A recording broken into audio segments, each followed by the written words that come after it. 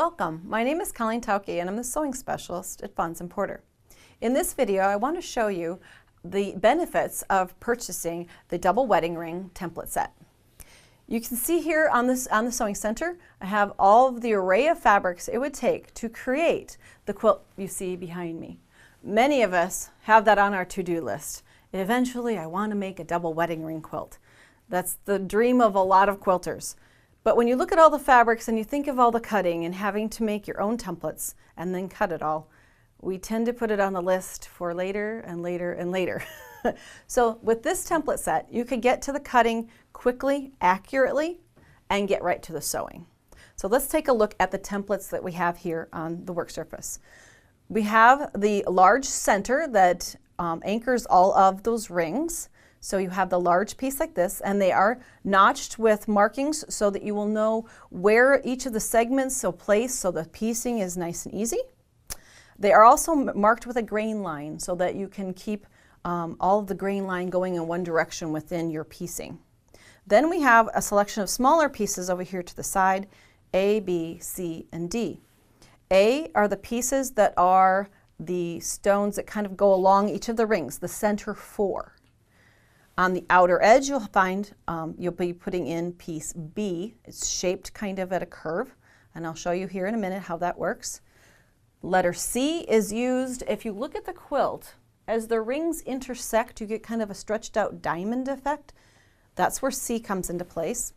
And then we have this football, kind of a flat pumpkin shape or pumpkin seed shape or a football shape that goes in between arches. As you see the rings interlock, it's that little sliver of the background fabric that goes into finishing out the piecing. So let's look at the cutting real quick for one of our templates here.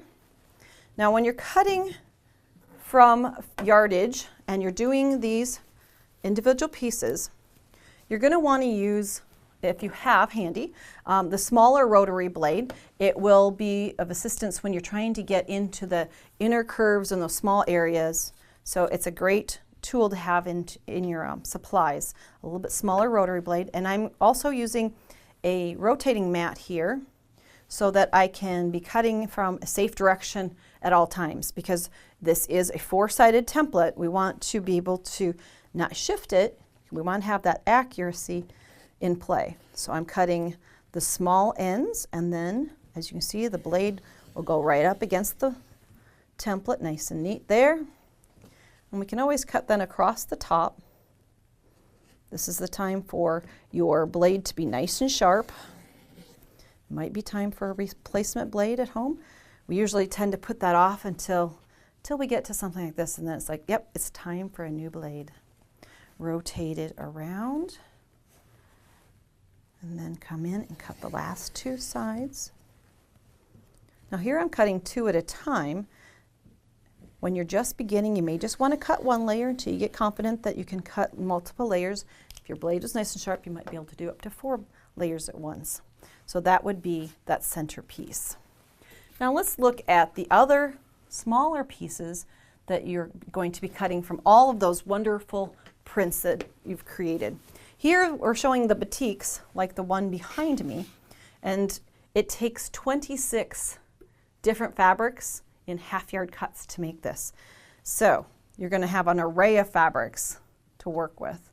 The 4 pieces that are labeled letter A go into the arcs like this. And then as you get to the outer ends, you will have pieces that are shaped with a curve.